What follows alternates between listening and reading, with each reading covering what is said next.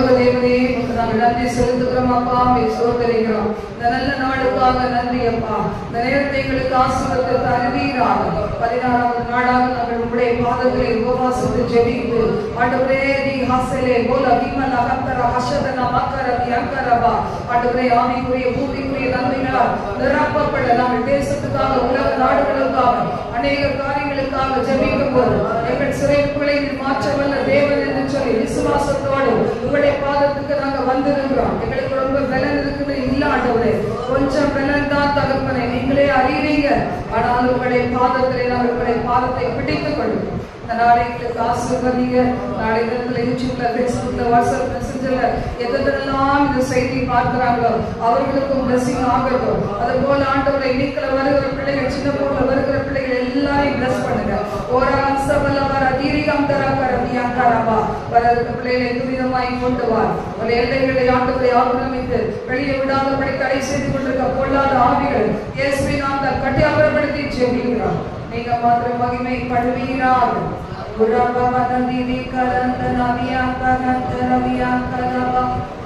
போற்றி துதிக்கும் தேவதைகளை புதிய இதயமுடனே, போற்றி துதிக்கும் தேவதைகளை புதிய இதயமுடனே, நேற்றும் இன்றும் என்றும் மாற இயேசுவை நாம் என்று பாடி துதிப்போம். நேற்றும் இன்றும் என்றும் மாற இயேசுவை நாம் என்று பாடி துதிப்போம். இயேசு என்னும் நாமமே நாமமே ஆத்துமாவின் கீதமே கீதமே, என் இயேசுவை நான் என்று ஏற்றி மகிழ்ந்திடுவேன். என் இயேசுவை நான் என்று ஏற்றி மகிழ்ந்திடுவேன். கோர பயங்கரமான புயலில் கொடிய அலையின் மத்தியில், கோர பயங்கரமான புயலில் கொடிய அலையின் மத்தியில், காப்பு கரை கொண்டு மாப்பை சேர்த்தடைத்த அன்பை என்று பாடுவேன். காப்பு கரை கொண்டு மாப்பை சேர்த்தடைத்த அன்பை என்று பாடுவேன். இயேசு என்னும் நாமமே நாமமே ஆத்துமாவின் கீதமே கீதமே, என் இயேசுவை நான் என்று ஏற்றி மகிழ்ந்திடுவேன். என் இயேசுவை நான் என்று ஏற்றி மகிழ்ந்திடுவேன். யோர்தான் நதி போன்ற சோதனையிலும் சோதனைக்கு வாழாதே, யோர்தான் நதி போன்ற சோதனையிலும் சோதனைக்கு வாழாதே, ஆற்றி ஜெய கொடியோட பாதுகாக்க அன்பை என்று பாடுவேன். ஆற்றி ஜெய கொடியோட பாதுகாக்க அன்பை என்று பாடுவேன். இயேசு என்னும் நாமமே நாமமே ஆத்துமாவின் கீதமே கீதமே, என் இயேசுவை நான் என்று ஏற்றி மகிழ்ந்திடுவேன். என் இயேசுவை நான் என்று ஏற்றி மகிழ்ந்திடுவேன். காய்தன் பாலகனையே மறப்பினும் நான் வரவேன் என்று சொன்னதா, காய்தன் பாலகனையே மறப்பினும் நான் வரவேன் என்று சொன்னதா, தாழ்த்தி என்னை அவர் கையில் தந்து ஜீவபாதை என்று போடுவேன். தாழ்த்தி என்னை அவர் கையில் தந்து ஜீவபாதை என்று போடுவேன். இயேசு என்னும் நாமமே நாமமே ஆத்துமாவின் கீதமே கீதமே, என் இயேசுவை நான் என்று ஏற்றி மகிழ்ந்திடுவேன். என் இயேசுவை நான்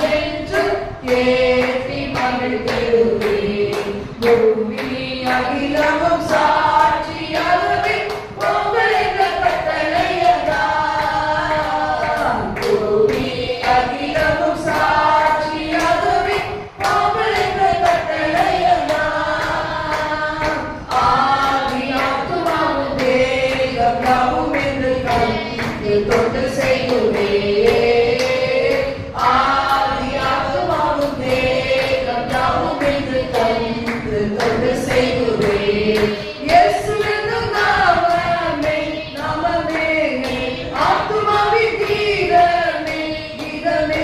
என் நேசரேசுவை நான் நெஞ்சில் ஏற்றி மகிழ்ந்திடுவேன். என் நேசரேசுவை நான் நெஞ்சில் ஏற்றி மகிழ்ந்திடுவேன். ஹல்லேலூயா. பவன சந்துரனியா கரவா ரட்சணியமெனும் தலைச்சீரா வீடி என்னும் மார்க்கவசம் சத்தியமெனும் இடைக்கச்சை வேத வசனமாகிய ஆவியின் பட்டை. ஆண்டவரே தகப்பனே அப்பாவை ஸ்தோத்திரிக்கிறோம். விசுவாசம் என்னும் கேளு சமாதானத்தின் சுவிசேஷத்தை அறிவிக்கிறதுக்கு ஏற்ற ஆயுத்தம் என்னும் பாதரட்சியை தரித்துக் கொள்ளுகிறோம். ரோகாரதன சதனமி கதுரா அலா கரதக ரபா வகுரி கரபா ரி வஷல வீரஹதர கரதி அக்கர யாகுரி கபரபா. இந்த நாளிலே எங்கள் தலையை மூடுகிறவரே ஒரு நன்றி. ஓரபா நம நம கரபா சந்தர வியாகரபா ரி பஹங்கர ரவசரி கரதி யாகுரி கபரபா ஒரு நாமமே கரதி யாகுரி கபர பௌஷிய கரபா. நன்றி ஆண்டவரே. என்ன சொல்றீங்களா? வரத்தத்தால கழுவு, வரத்தத்தால கழுவு, அபிஷேகத்தால கழுவு, அக்கினியால கழுவு, ஆகாதவைகளை சுத்தி எரித்து போடும். பிரசனத்திற்குள் கொண்டு செல்லும். பிரசனத்தை உணர முடியாதபடி தடியாயிருக்கிற லௌகிக கவலைகள், பாரங்கள், சரீரத்தினுடைய பலவீனங்கள், சுகவீனங்கள், கிறிஸ்து அல்லாத சிந்தை, கிறிஸ்துவின் சிந்தை அல்லாத சிந்தனைகள், எல்லா கோபங்கள், எரிச்சல்கள், வைராக்கியங்கள், பண ஆசைகள், பண எல்லா இச்சைகள் இயேசுவின் நாமத்தினால் இப்பொழுதே எரிந்து போவதாகும்.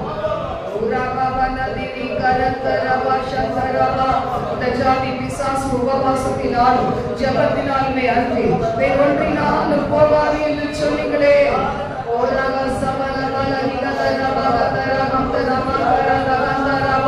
இந்த இடத்துல தூதர்களை அனுப்பி தாங்க ஊழியர்கள் ஆண்டவரே எங்களுக்காக ஆண்டவரே அப்பா பணிவிடை செய்ய யுத்தம் செய்ய தூதர்களை அனுப்பி கொடுங்க ஆண்டவரே.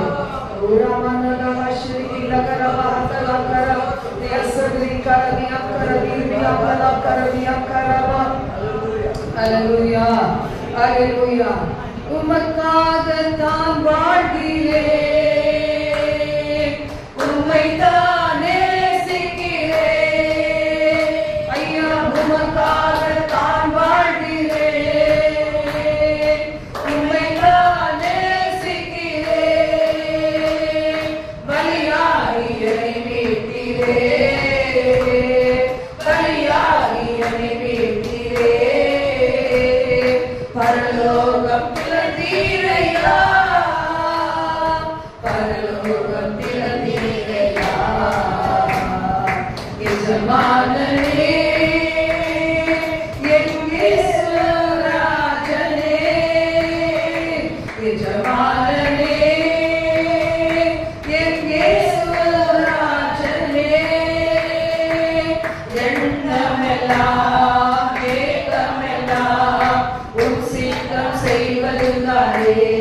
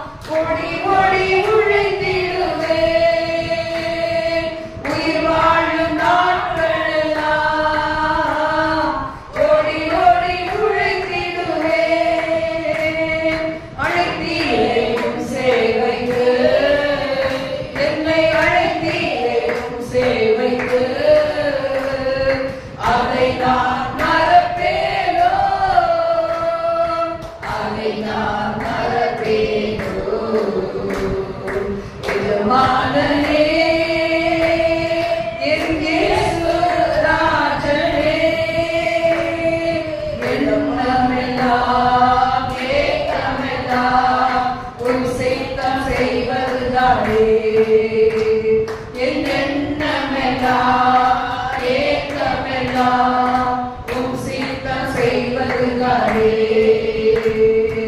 அப்பாவும் சந்நிதியில் தான் அவர் மகிழ்ந்து களி கூறுவேன். என் அப்பாவும் சந்நிதியில் தான் அவர் மகிழ்ந்து களி கூறுவேன். எப்போது உம்மை காண்பேன், எப்போது உம்மை காண்பேன். ஏங்குதையா என் இதயம், ஏங்குதையா என் இதயம். எஜமானனே, என் இயேசு ராஜனே, எண்ணமெல்லாம் ஏக்கமெல்லாம் உம் சித்தம் செய்வதுதானே. என் எண்ணமெல்லாம் ஏக்கமெல்லாம் உம் சித்தம் செய்வதுதானே. என் தேச எல்லையெங்கு அப்பா நீர் ஆள வேண்டும். என் தேச எல்லையெங்கு அப்பா நீர் ஆள வேண்டும். வறுமை எல்லாம் மாறணும், தேசத்தின் வறுமை எல்லாம் மாறணும். வன்முறை எல்லாம் ஒழியணும், வன்முறை எல்லாம் ஒழியணும். எஜமானனே, என் இயேசு ராஜனே, எண்ணமெல்லாம் ஏக்கமெல்லாம் உம் சித்தம் செய்வதுதானே. என் எண்ணமெல்லாம் ஏக்கமெல்லாம் உம் சித்தம் செய்வதுதானே. அல்லேலூயா. எல்லா மனுஷரும் ரட்சிக்கப்படுவோம், கர்த்தருடைய சித்தம். எல்லா மனிதரையும் பிரகாசமடைய செய்வது கர்த்தருடைய சித்தம். எல்லா இடங்களிலும் தேவனுடைய ராஜ்யம் பரவ வேண்டும் என்பது கர்த்தருடைய சித்தம்.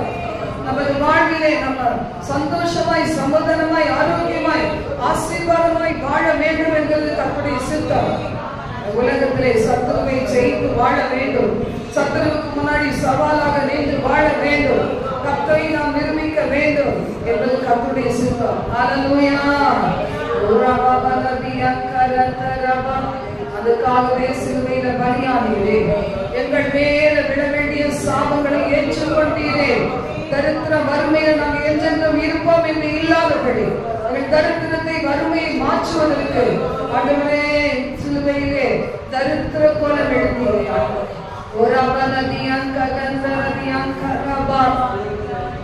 உங்க கண்ணுக்கு முன்னாடியே இப்படி வஸ்திரத்தை பங்கு போட ஆண்டவரை பங்கு போட்டதை பார்த்து கொண்டு இருந்தீர்கள். எங்களுக்காகத்தானே அப்பா, எங்கள் இந்த அவமானம் ஆண்டவரே எங்களுடைய உடைமைகள் பறிபோக கூடாது என்று சொல்லி உடைமைகள் எல்லாம் இழந்தீர்கள்.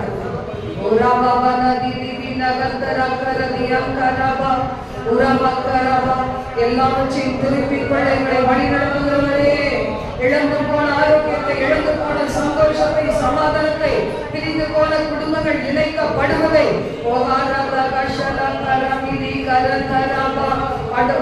நாங்கள் பெற்றுக்கொள்ளும்படி எங்களை வழி நடத்துகிற தெய்வமே நன்றி ஆண்டுவே, நன்றி ஆண்டுவே, நன்றி ஆண்டுவே, நன்றி ஆண்டுவே. பலத்த கரம் ஓங்கிய புயம் எங்களோடு இருப்பதற்கு நன்றி. பலத்த கரத்தினால் தாங்குவதற்கு நன்றி. எங்கள் சிரசின் மீது இருக்கிற ஒரு பலத்த கரத்திற்காக நன்றி.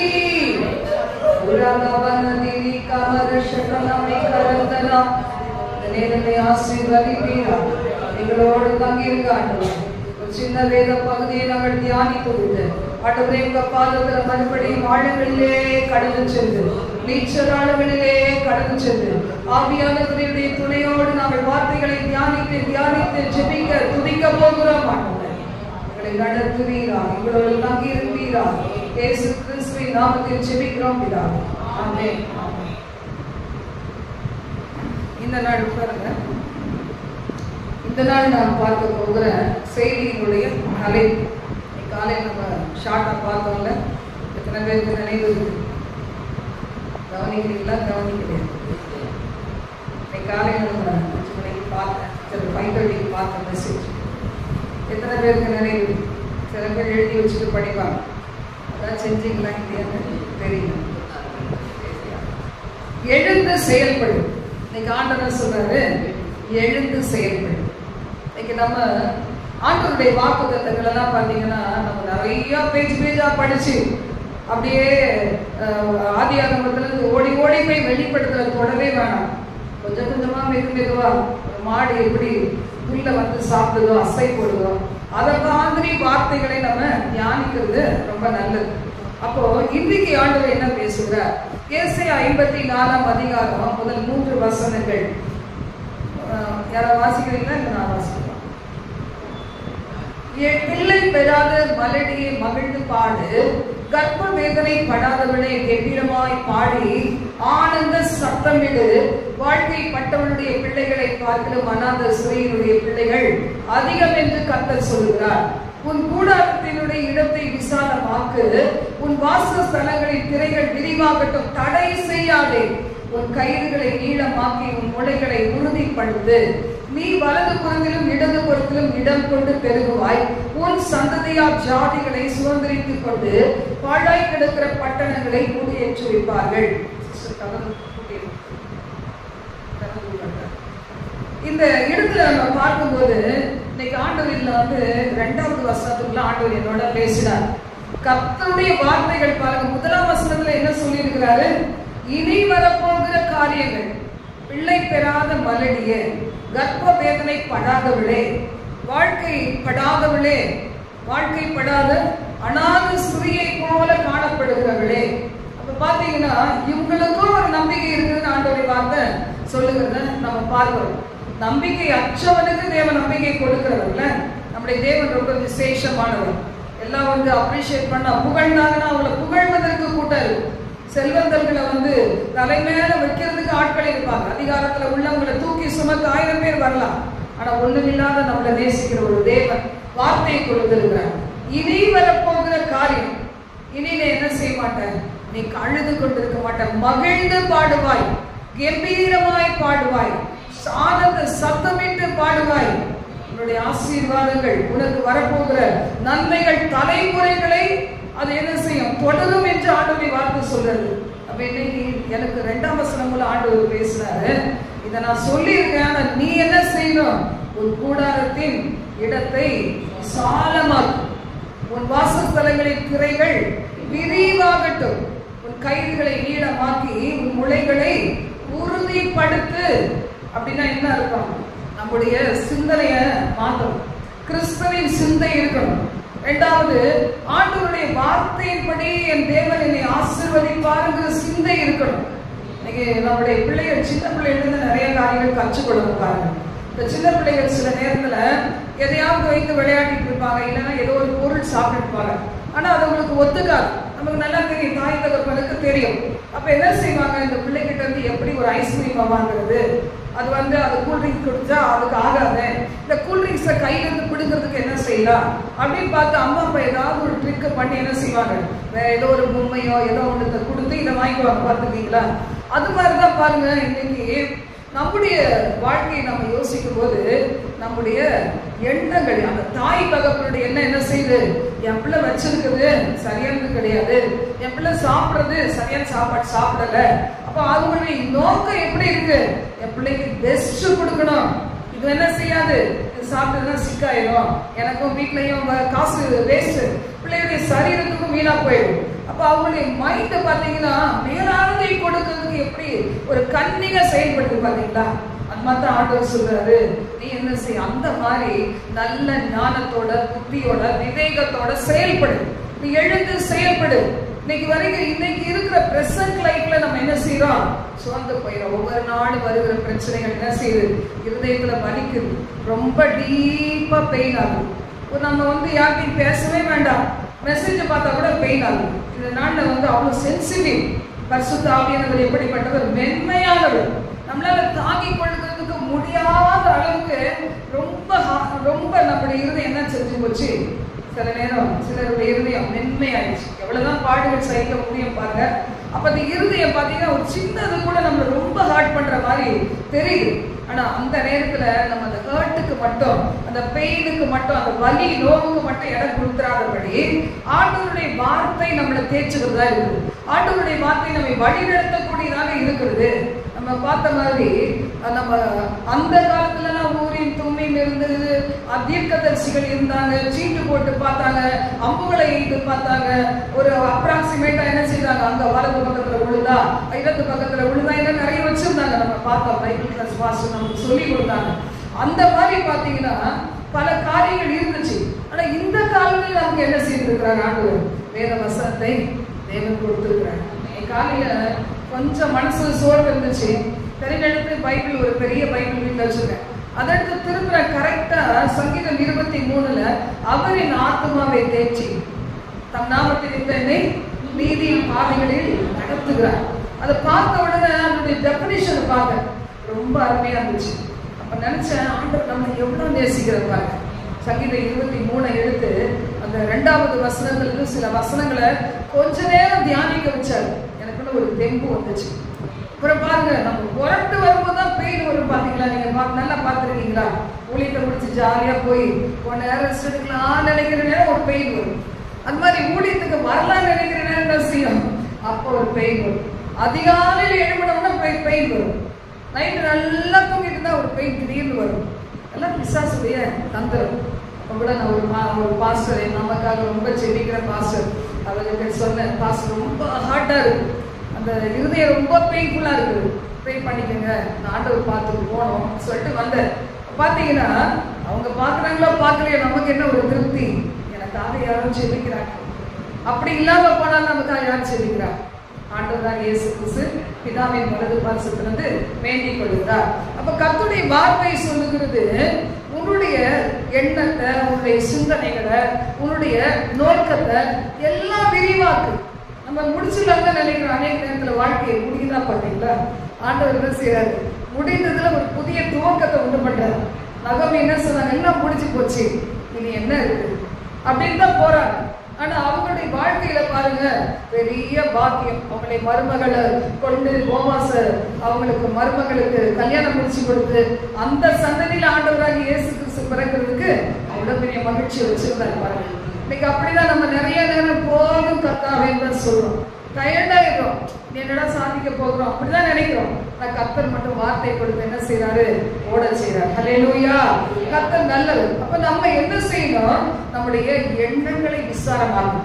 காசா பணமா எண்ணம் தானே, இந்த எண்ணத்துல இருக்கிற நெகட்டிவிட்டி எடுத்து போட்டுட்டு, இந்த எண்ணத்துல இருக்கிற தோல்வி எடுத்துட்டு, நம்ம ஒரு சோர்வை எடுத்துட்டு குறுகின வட்டத்துல இனி என்ன நடக்க போகுது, என் பிள்ளைங்களாம் மேல வருவாங்களா, எனக்கும் எதிர்காலம் இருக்குதா, நானும் கடல் சுமை அடைக்க முடியுமா, அதெல்லாம் முற்றுங்க. அதுக்கு ஒரு வாரத்துல வச்சுட்டு ஆண்டவருடைய வார்த்தை எனக்கு என்ன சொல்லுது, அதை மட்டும் நம்ம என்ன செய்யணும், யோசிக்கணும்.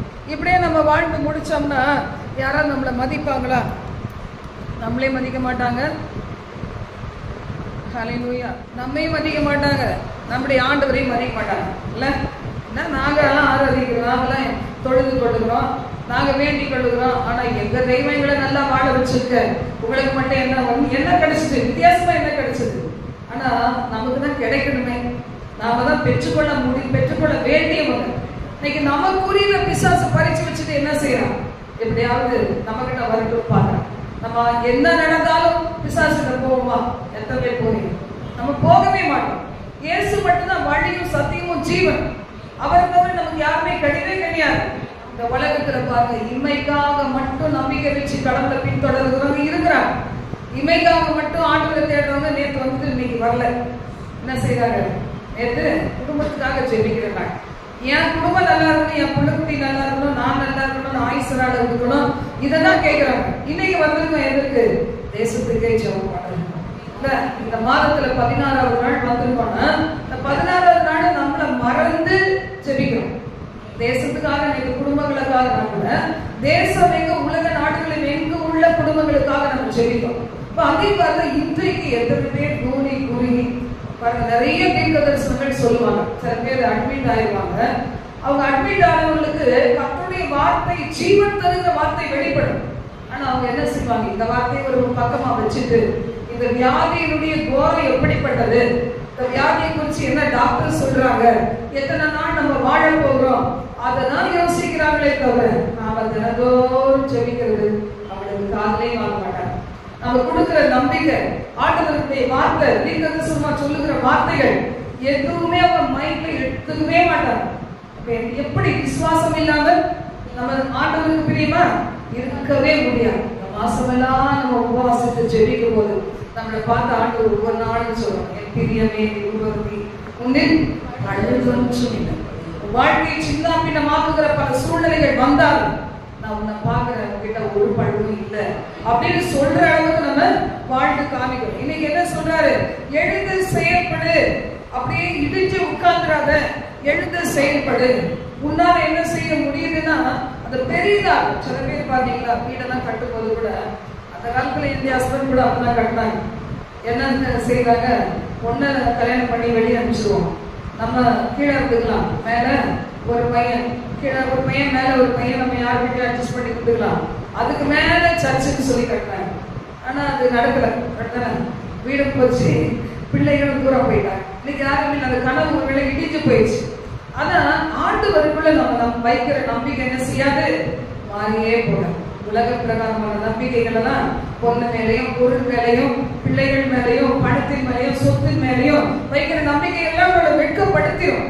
ஆனா ஆண்டவர் வெட்கப்படுத்தவே மாட்டாங்க. கர்த்தர் எவ்வளவு நல்லவர் பாருங்க. வசனம் சொல்லுது, நீ எழுந்து எல்லாத்தையும் விசாலமாக்கும். எண்ணத்தை விசாலமாக்கு. யாரும் நம்மளை தூக்கி தூக்கி விடவே மாட்டாங்க. கீழே இருந்து நம்ம மேல காமிச்சாதான் அப்பதான் அதுலயும் பொறாமப்படுவாங்க. பாத்துருக்கீங்களா? அவ்வளோ கஷ்டப்பட்டு ஒருத்தர் முன்னுக்கு வந்தா பாக்குறவங்களுக்கு பொறாமையா இருக்கும். நம்ம 4 சாரி வச்சு நீட்டா கட்டுவோம். 4 சாரியில நிறைய இருக்குது. ஆனா யாராவது சாரி வேணாம்னு சொல்லுவாங்களா? லேடிஸ்க்கு வேணாம்னு சொல்லவே மாட்டாங்க. ஆனா அப்படி இருந்தாலும் நமக்கு திருப்தியை கொடுத்துருக்கிறார். எத்தனை வருஷத்துக்கு முன்னாடி வாங்குது இந்த சாரி எல்லாம். ஆனா எப்படி இருக்கு? புதுசு மாதிரி கட்டுறோம். அதுதான் வெளியில என்ன செய்யணும்? அப்படிதான் இருக்கணும்.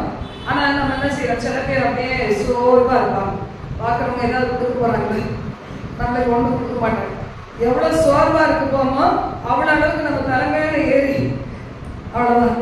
அதுக்கு அடுத்து நீங்களே பாருங்க. வசனம் சொல்லுது, நீ என்ன செய்? உன் சிந்தையை பெரிதா. நீ எப்போ யோசிச்சுட்டே இரு. சிந்தையில அதே யோசி. நான் இப்படியே இருக்க போறதுல யாரு ஆசீர்வதிப்பாங்க. ஊழியத்துல எவ்வளவு தேவைகள். கிட்டத்தட்ட ஒரு மாசத்துக்கு ஒரு 40,000 ரூபாய் கிட்ட வருது. கிறிஸ்துமஸ்க்கு ஒரு காலத்துல அந்த 30-40 செலவு பண்ணோம். அதுவே மலையா இருந்துச்சு. மாதம் தோறும் இப்ப நம்ம எவ்வளவு செலவாக்குறோம்? 40,000 ரூபாய் செலவாகும். 40,000 ரூபாய்க்கு மேலேயும் சில ஆயிரும். ஆனா பாருங்க, யாருக்கா தெரியுமா சின்ன ஊழியத்துல எப்படிதான் அவ்வளவு ஆகும் நினைப்பாங்க. நீங்க தனியா வந்து கேட்டீங்கன்னா நான் உங்களுக்கு லிஸ்ட் கொடுக்குறேன். ஆனா வரவையுள்ளது பாக்குறதே. ஆனா எப்போ என்னென்ன தேவையோ கர்த்தர் எவ்வளவு அழகா நடத்துறேன். இந்த தேவன் கூட நடத்த மாட்டாரா? எத்தனையோ இப்ப நமக்கு வந்து இன்னும் 40 பேர் காலையில வராங்கன்னு வச்சுக்கோங்களேன். ஒண்ணு சிங்கிள் பர்சன் தான் வரும், குடும்பங்களா வராது. அப்படி இருக்கும்போது அத்தனை பிள்ளைகள் இவ்வளவுதான் ஒரு சின்ன ஒரு 4 பேர் இருக்கிற குடும்பத்தை கடவுள் நடத்த மாட்டான்னு நீங்க நம்புறீங்க. நான் 40 குடும்பங்கள் இருக்கிறத கர்த்தர் நடத்துறாரா இல்லையா? ஹல்லேலூயா, ஹல்லேலூயா. வரவங்க எல்லாரும் கொடுக்கறதும் கிடையாது, நான் வாங்குறதும் கிடையாது. வயசானவங்க தர நீங்க பாவம் எக்ஸ்ட்ராவா வேலை செய்வாங்க. 60 வயசு மேலானாலும் 70 வயசு ஆனாலும் நம்ம என் பிள்ளைக்கு என்ன செய்யக்கூடாது? பாரமாத்திர கூடாது. ஓடுற எத்தனை பேர் இருக்கிறாங்க. அவளுக்கு கழுகு கொப்பான இளமை கொடுத்திருக்கிறார் ஆண்டவர். 2 மாட்டி ஏறி போறாங்க பாருங்க. அப்ப இதெல்லாம் நினைக்கும் போது தேவ கிருபை இதெல்லாம் நம்ம அனுபவிக்கணும். அதை விட்டுட்டு மற்றவங்களை பார்த்து என்ன செய்யக்கூடாது? ஒரு ஆள் பொறாமை பண்ணவே கூடாது. அடுத்த வசனத்தை வாசிக்கும் போது நம்ம பார்க்கும் போது, நீ வலது புறத்திலும் இடது புறத்திலும் இடம் கொண்டு பெருகுவாய். அந்த அளவுக்கு இடம் இருந்தாதானே. ஒரு சில வீட்டுல என்ட்ரன்ஸே இவ்வளவு உண்டாது. என்னை விட பெருசா இருக்கும் உள்ள போயிடலாம். நான் கூட எப்படியும் அட்ஜஸ்ட் பண்ணி உள்ள போயிடலாம். இதை விட அதிகமா உண்டாருந்தா என்ன செய்யறது? ஒண்ணு அந்த இடத்தை தான் இடிச்சு கட்ட முடியுமே தவிர மனுஷனை இடிக்க முடியுமா? ஒன்றும் பண்ண முடியாது. சில வீட்டுல அப்படிலாம் இவ்வளோண்டு உண்டா இருக்கும். அது வழியா நான் வாசப்படி வழியெல்லாம் உள்ள போகணும். அப்ப என்ன செய்யறது? சரிச்சு பார்த்தாலும் போகாது. அது மாதிரி நம்ம இல்லாத படிக்கு வசனம் சொல்லுவோம், நீ வலது புறத்திலும் இடது புறத்திலும் இடம் கொண்டு பெருகுவாய். எழுந்து செயல்பட. இப்ப அப்படிதான் பிளைண்டா நம்ம தொடங்கி இருக்கோம். ஆனா நம்ம என்ன செய்யப்படுற பெருக செய்ய போகிறார். உன் சந்ததியா நான் விசுவாசிக்கிறேன். என் பிள்ளைகள் மட்டும் இல்லை, நம்முடைய சபையில வருகிற பிள்ளைகள் ஒவ்வொருத்தரும் என்ன செய்ய போறாங்க? அவர்களை பாழாக்கி கொண்டிருக்கிற சத்துரு சத்துருக்கள் தூத்து போட்ட துறவை ஆபிரகாமுடைய அந்த ஈசாக்கு எப்படி வந்து தோண்டினாரோ, அது மூலமாக ஈசாக்கோடு கர்த்தர் இருந்தார் என்பது வெளிப்படுத்தப்பட்டதோ, அந்த மாதிரி நம்முடைய ஜெனரேஷன் வரப்போகும். என் பிள்ளைகளோட நான் சேர்த்து நம்முடைய ஆவிக்குரிய பிள்ளைகளையும் நான் சேர்த்துக்கிறேன். ஏன்னா சில பேர் என்ன சொல்லுவாங்க, அம்மா அம்மான்னு அந்த மாதிரி நினைக்கிறாங்க இல்லையா தெரியல. அந்த பாசம் அந்த மரியாதைலாம் இருக்காது சில நேரத்துல. இருந்தாலும் அப்படி கூப்பிடுறாங்க, ஒரு ரெஸ்பெக்ட், அவ்வளவுதான். அப்ப என்ன செய்யணும், அதை வாங்கி கொடுங்க. எத்தனையோ பிள்ளைகளுக்கு அம்மா அப்பா இல்லை பாத்தீங்களா, அவங்களெல்லாம் நம்ம என்ன செய்யறோம், அப்படிதான் நேசிக்கிறோம். என்னோட போன்ல பேசுற பிள்ளைகள் எத்தனை பிள்ளைகள், அருமையான பிள்ளைகள், தாயும் இல்லை தகப்பனும் இல்லை. பாட்டி வீட்டுல போனா பாட்டியும் துரத்தி விடுறாங்க. எங்கேயோ ஒரு இடத்துல வாழ்ந்து எங்கேயோ ஒரு இடத்துல நல்ல ஒரு வேலைக்கு கத்துக்கிட்டு பெரிய எண்ணம் வச்சிருக்குது. அந்த பொண்ணு சொல்லுது, ஆண்டி இப்பெல்லாம் நான் கல்யாணம் பண்ணிக்கவே மாட்டேன், நான் என்ன செய்யணும், இப்படி வரணும் இப்படி வரணும், ஃபாரின் போயிடணும், எதை படிச்சா போகணுமோ அதை படிச்சு நான் வெளிநாட்டுக்கு போயிடணும், எனக்கு இங்கே யாருக்கா ஒன்றும் இல்லை, நான் அங்கே போய் வாழ்ந்து கொடுக்குறேன். அவனோட ரொம்ப சந்தோஷமா இருந்துச்சு. பாருங்க, பிள்ளைங்க வீட்டை விட்டு வெளியே வந்தாலே அதுக்கு தப்பு பண்ணுது. ஆனா அந்த பொண்ணுக்கு இருக்கிற உயர்ந்த நோக்கம் எனக்கு ஆச்சரியமா இருந்துச்சு. பாருங்க, இன்னைக்கு நம்ம வாழ்க்கையில கூட கர்த்தர் சொல்றாரு, உள்ள எண்ணத்தை பெரிதாக்கி அதையே யோசித்தே, இது இல்லை ஆண்டவர் கொடுக்க போகிறதுன்னு அந்த நம்பிக்கையில இரு அப்படின்னு ஆண்டவர் சொல்றாரு. பாருங்க, யாருக்காவது அவரு இது இல்ல, அதாவது ஒரு சிலருக்கு தான் சொல்லவே இல்லை, எல்லாருக்கும் பொதுமா தான் பேசுறாரு. 2 ராஜாக்கள்ல 3ஆம் அதிகாரம் 5 முதல் 22 வரைக்கும் நீங்க வாசித்துக் கொள்ளுங்க. இதுல சொல்லப்பட்டிருக்கு, காற்றும் இல்ல மழையும் இல்ல, ஆனாலும் பள்ளத்தாக்கு என்ன செய்யும், தண்ணீரால் நிரப்பப்படும். இதுல பாருங்க, அந்த இதுல நம்ம வாசிக்கும் போது யோசபாத் அந்த ராஜாவுக்கு என்ன சொல்றாரு, காற்றும் இல்ல மழையும் இல்ல, நீங்க என்ன செய்ய மாட்டீங்க, எதிரிகள் கையில மாட்டிட்டு சாக மாட்டீங்க, நீங்க படிச்சுக்கிறீங்க, நீங்க தான் ஜெயம் எடுப்பீங்க அப்படின்னு சொல்லிட்டு என்ன சொல்றாரு, காற்றும் இல்ல மழையும் இல்ல, பள்ளத்தாக்கு தண்ணீரால் நிரப்பப்படும், நீங்க வாய்க்கால்களை வெட்டுங்கள் என்று சொல்றாரு. பாருங்க, அப்போ ஆண்டவருடைய வார்த்தை எல்லாம் இன்னைக்கு இருக்கிறத பார்க்கறது நம்ம, ஆனா வரப்போகிற காரியத்தை பார்க்கிறது கர்த்தர். இல்ல ஒரு காரியம் பார்த்தீங்கன்னா, இல்ல 16ஆம் வசனம் சொல்லுங்க, 15 வாசிங்க. இப்போதும் ஒரு சுரமண்டல வாத்தியக்காரனை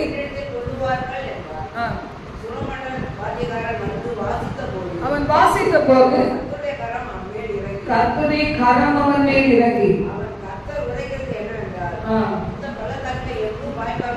இதெல்லாம் நம்ம இன்னைக்கு செய்யணும்.